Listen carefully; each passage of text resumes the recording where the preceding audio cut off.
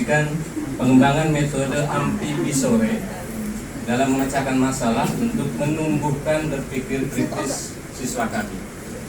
Apa yang melatar belakangi?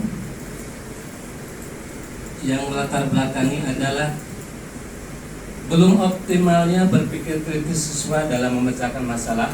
Ini terlihat dari data. Ini sebelum pembelajaran di indera penglihatan. Ini data di indera pendengaran. Oleh karena itu saya coba berpikir harus ada sebuah metode untuk memfasilitasi berkembangnya kemampuan berpikir kritis. Saya berpikir harus ada aktivitas ilmiah untuk memicu tumbuhnya kemampuan berpikir kritis dalam memecahkan masalah. Metode itu saya sebut dengan Amphibisore. Amphibi itu adalah kerja ilmiah sebenarnya yang diawali dari amati. Setelah diamati kita dapat dapat informasi tentang apa yang diamati. Kemudian coba pikirkan dengan sebuah pertanyaan apa, mengapa, bagaimana. Kemudian bicarakan ini saya tekankan kepada diskusi di kelompok. Sosialisasikan adalah penekanannya pada presentasi dan refleksikan. Jadi umpan balik sebagai upaya perbaikan karya begitu. Kemudian terkait dengan metode dan rumusan masalah, bagaimana bentuknya sih pembelajaran Amphibisore itu, dan apakah Amphibisore itu mampu menumbuhkan kemampuan berpikir kritis siswa dalam memecahkan masalah di 9C. Nah, metode yang saya gunakan adalah Research and Development dari Sugiono. Kemudian saya sederhanakan mulai dari potensi hingga produk akhir. Nah, untuk uji validasinya, saya coba minta bantuan kepada validator teman saya untuk menguji atau memberikan validasi terhadap format yang saya ajukan.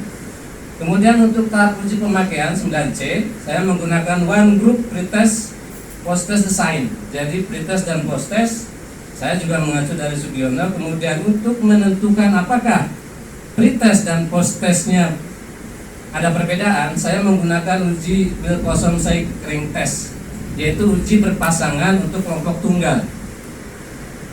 Kemudian hasilnya dapat dilihat. Nah, ini desain pertama saya, desain awal. Tentu ini saya mengacu dari RPP, ada pendahuluan, ada inti, penutup, begitu.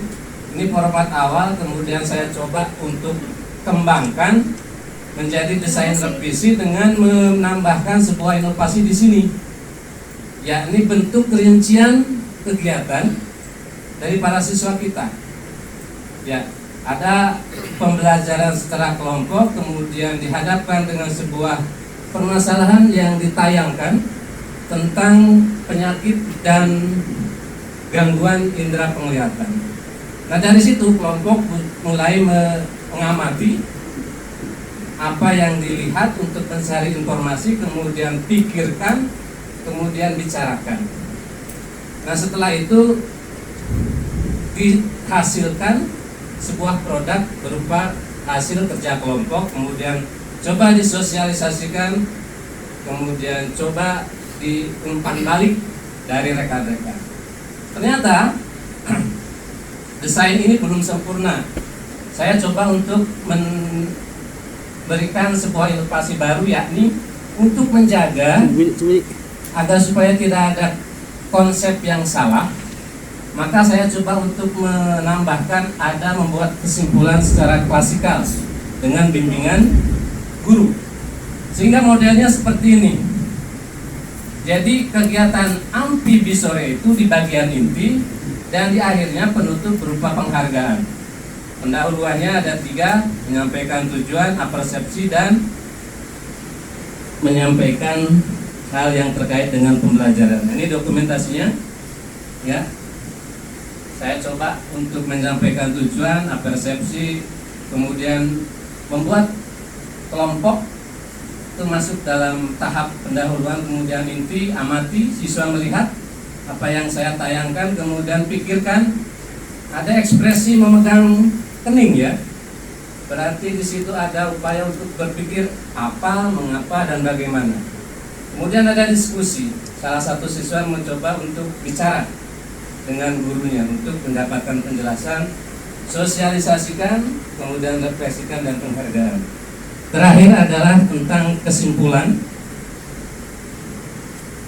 Kesimpulannya terbentuk atau dihasilkan bentuk metode amfivisore dalam memecahkan masalah indera penglihatan. Bentuknya seperti tadi. Kemudian ternyata amfivisore ini mampu menumbuhkan berpikir kritis siswa dalam memecahkan indera penglihatan manusia dengan hasil seperti ini.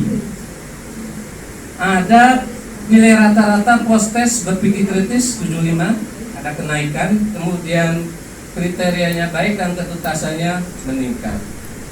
Nah, itu mungkin yang bisa saya sampaikan terkait dengan naskah yang saya buat. Saya kembalikan ke pengatur waktu.